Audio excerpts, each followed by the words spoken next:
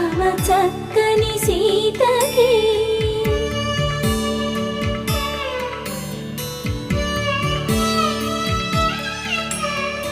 ఎర్ర జాబిలి చేయి రాముడేడని అడుగుతుంటే చూడలేదని పెదవి చెప్పే చెప్పలేమని కనులు చెప్పే నల్ల పూసై